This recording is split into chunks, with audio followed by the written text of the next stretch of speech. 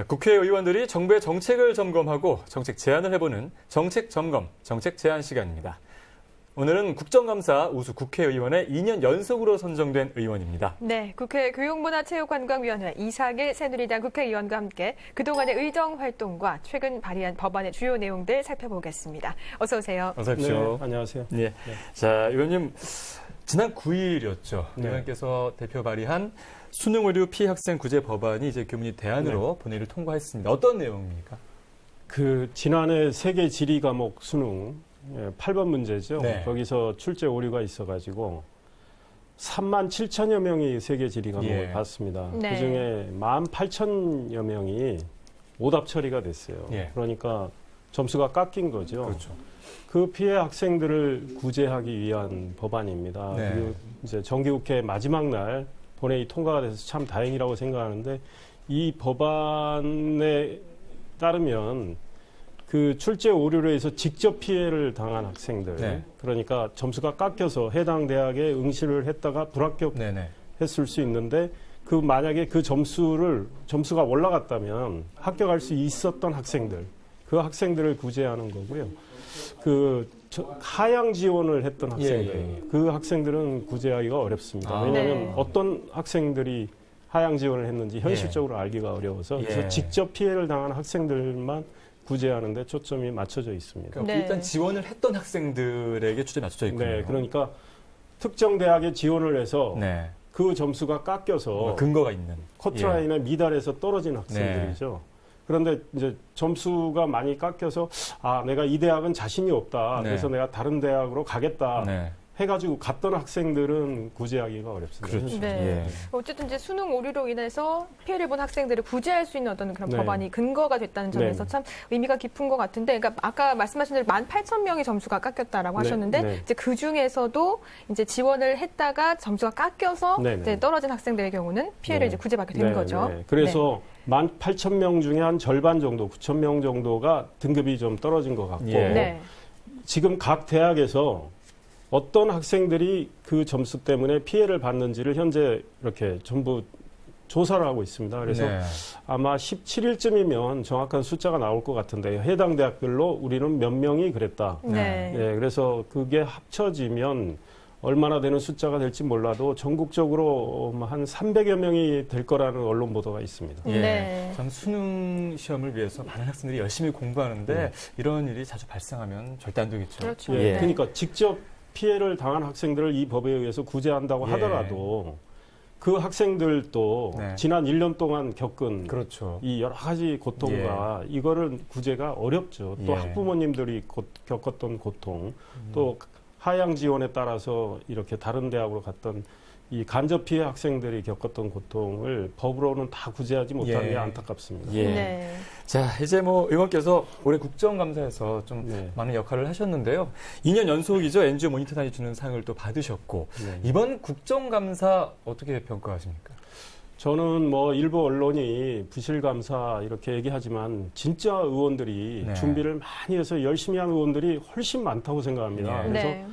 행정부도 깜짝깜짝 놀랐습니다. 자기들이 몰랐거나 네. 자기들이 감췄던 게 다 드러났어요. 예. 그러니까 의원들이 그 보좌진들 7, 8명이 달라붙어서 오랫동안 준비를 했기 때문에 아주 밀도 있는 국정감사가 이루어졌고 국정감사가 있어야 행정부는 불편하지만 국민은 저는 그나마 행복하다고 생각합니다. 예. 왜냐?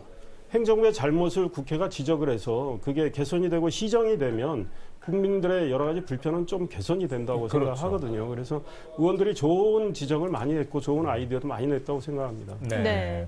또 이제 이번 국감에서 특히나 이제 안전 문제에 굉장히 네. 많은 관심을 보이셨는데, 특히 학교 이 성명 문제, 네. 이 문제에 대해서 이제 큰 호응을 얻었다고 들었습니다. 네. 그러니까 지금 서울시 같은 경우에 각급 학교에 지금 한 성면 문제가 없는 학교가 없습니다. 한 80%가량이 성면 문제가 있고 사실은 예산이 없기 때문에 이걸 제대로 제거하지 못하고 있는데 그래서 제가 지적하고 났더니 교육부가 서울시 교육청에 한 예산 10억 원 특별 또 지원을 하고 그랬는데요.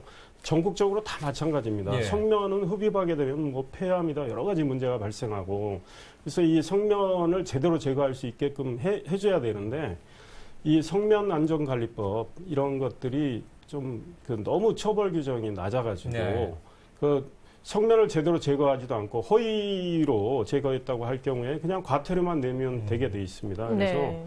그거를 좀 실형이나 예. 벌금형으로 좀 해서 실효적인 안전 조치를 취하도록 했고요. 또 저는 이번 국감 때 멀티플렉스 영화관 많이들 이용하시잖아요. 그렇죠. 네. 그런데 그 영화관이 뭐 열 몇 개씩 되는데 만약에 화재가 났다고 상정을 했을 때 과연 제대로 대피할 수 있을까? 그걸 제가 직접 시뮬레이션을 했어요. 가서 해당 영화관하고. 근데 골든타임 3분 안에 대피를 해야 되는데 대피 못합니다. 5분이 지나도 대피 못하는 경우가 많고 대형 재난으로. 예, 설계도 상으로는 대피로가 돼 있는데 막상 가보면요. 거기가 휴대폰 판매점이 돼 있고 막혀 있고 막 예. 이렇습니다. 그래서 네. 해당 영화관은 그걸 다 개선하는 조치를 취했는데 이런 안전은 우리가 지난번에 그 성남에 사고도 있었지만 언제 어디서 무슨 일이 벌어질지 모르거든요. 그러니까 미리미리 최악의 경우를 대비해서 네. 안전 조치를 해야 된다고 생각합니다. 예. 네, 정말 안전 항상 준비해야 되고 그런 의미에서 이제 성면안전관리법도 그런 취지에서 잘 네. 활용될 수 있을 것으로 좀 기대가 됩니다. 예. 자, 의원께서 이 철저한 이 행정부 감시로 많은 성과를 내셨지만 사실 이 국감에 대해서 국민들은 조금 부실하지 않냐라는 지적도 있거든요. 언론을 통해서 매년 또 그런 부분이 지적되고 있거든요. 네, 예. 개선해야 될 점은 없다고 보십니까? 네, 의원들도 뭐 부실하게 활동하는 분들이 뭐 있다고 생각합니다. 그리고 이제 20일 동안 매일 뭐 열심히 하긴 또 어려운 측면도 예. 있어서 잠시 뭐 시차를 잡아놓고 안 가가지고 혼나고 그랬는데요. 네. 의원들이 열심히 해야 되는 건 기본이고 그 다음에 이제 그 우리가 민간인 증인 채택 과정에서 네.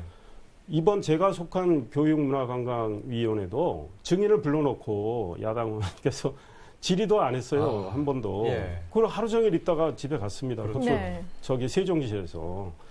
이건 아니다. 그러니까 하루 온종일 기다리게 해놓고 질문 한두 개 던지고는 답변 시간 1, 2분도 안 돼요. 예. 이러고 돌려보내면 이 증언 청취의 효율도 없어요. 그래서 제가 낸 법안은 일단 의원들이 묻고 싶은 걸 서면으로 아주 구체적인 질문을 증인한테 주자 이거예요. 네. 참고인한테 주고. 그래서 서면 답변을 구체적으로 받아요.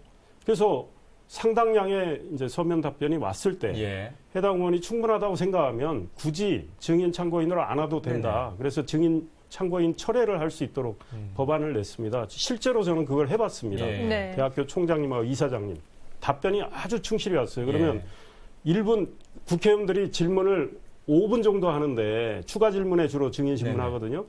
5분 중에 만약에 1분 쓰기 아까워서 증인한테 몇 마디 묻고 끝나요. 예. 그거보다는 서면으로 받는 게 낫다 이런 생각입니다. 예. 조금 더 효율적이고 내실 네. 있게 할 필요가 있다 이런 말씀이신 것 그렇죠. 같은데 특히나 이제 또 장애인 지원에 또 관심이 네, 많으십니다. 관련 법안도 발의하셨는데 함께 또 소개해 주시죠. 이 내년 5월에 서울에서 그 시각장애인 스포츠 경기대회가 열리는데 예. 이거는 이제 장애인 올림픽위원회가 인정하는 장애 유형별 그 유일한 시각장애인 경기대회입니다. 네. 80여 개국에서 2,500여 명의 선수가 오고요. 그 기타 관계자들 뭐 봉사단 하면은 한 6천여 명이 서울에 모입니다. 네.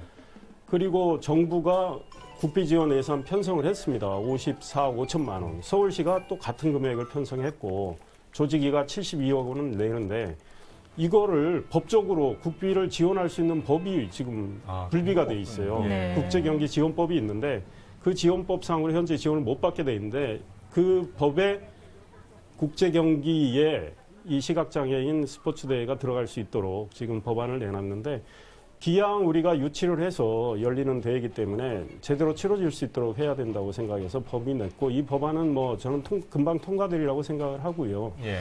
12월 29일 월요일인데 저는 그 장애인 지체장애인 시각장애인들이 무용을 하는 분들이 있어요. 네. 그 꿈과 끼가 있기 때문에 네. 놀랄 정도의 실력입니다. 그분들을 국회에 모셔서 의원님들, 여야 의원님들 다 모셔서